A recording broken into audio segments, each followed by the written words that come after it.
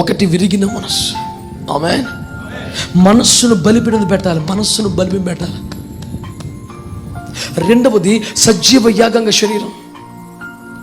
నేను అడుగుతున్నాను, నీ శరీరంలో ఏదైనా ఒక అవయవం సమర్పణ కలిగిన అవయవం ఉందా నీకు? కానీ బైబిల్ అడుగుతుంది సజీవ యాగముగా మీ శరీరం అంతా. అంటే నీ శరీరములో సమర్పణ లేనిది ఏది కూడా, అమ్మో కొన్ని మాట్లాడగనా పైన, నీ నాలుకకు సమర్పణ ఉందా? అసలు పైన అడగనా, నీ కన్నులకు సమర్పణ ఉందా? నాకు తెలిసి నీ కాళ్ళకు సమర్పణ ఉంది, సినిమా హాల్కి వెళ్ళవై.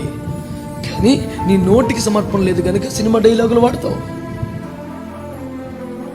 నీ కాళ్ళకు సమర్పణ ఉంది, అపవిత్ర స్థలానికి వెళ్ళవు. నీ కన్నులకు లేదు కనుక సెల్ ఫోన్లో చూస్తావు.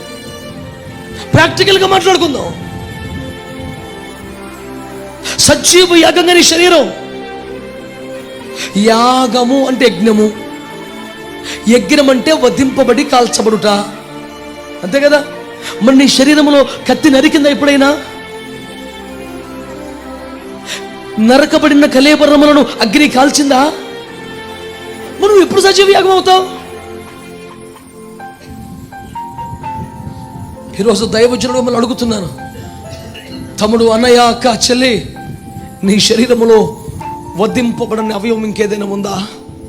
అసలు ఇంతవరకు అది స్టార్ట్ అవ్వలేదా? పోనీ నిన్ను పొగిడే ఒక సేవకుని చూసుకొని వాడి దగ్గర చేరకో. నీకు పౌడర్ వేసి నిన్ను ముస్తాబు చేసే వాడి దగ్గరికి వెళ్ళకో.